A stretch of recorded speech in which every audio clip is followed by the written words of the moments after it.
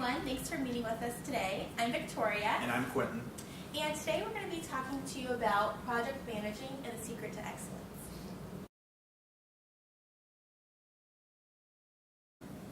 Now the first step in giving a good presentation is having good communication. As this infographic shows, it can often get out of hand. You might have an example of a project manager understanding a certain task, but your analyst and your programmer having something completely different. In the end, your final result is something completely different from what you had from the beginning. In the infographic, you start with what looks like a swing or a ladder, and you end with a tire. So to reiterate, communication is very important and should be the first thing you worry about in giving a good presentation.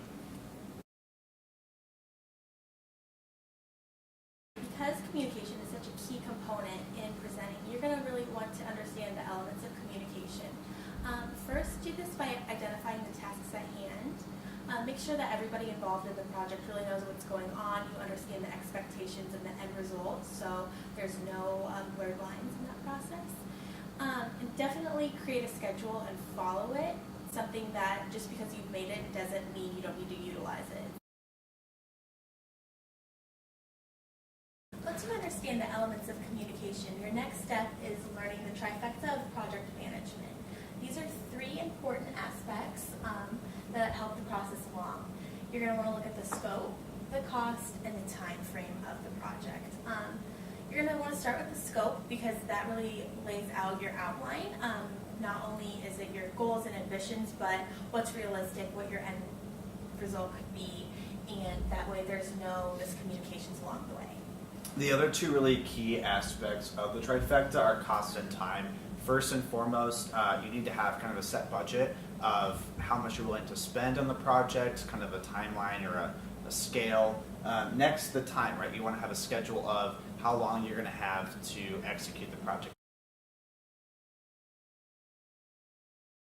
Start the project meetings together and really make the meetings count. You want to stay on the same page and you want to make sure that everybody has the same understandings.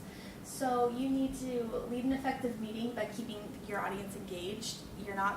If you're going to do it at 8 a.m. on a Friday morning, maybe you could liven it up with coffee and donuts or keep people engaged somehow. You're not going to want them just drifting off or on their cell phones. Sure, and like Victoria said, with keeping them engaged, you want to respect their time, right? You don't want to spend 2 or 3 hours in one conference room. And really listen to the ideas and engage in the process and exchange ideas.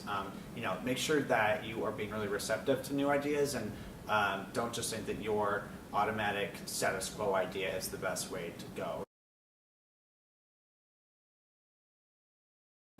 And that concludes our presentation. So thank you for meeting with us today. We really value our time and thank you for listening. Yeah, and feel free to reach out to us by email or phone. They're on our business cards right at your table.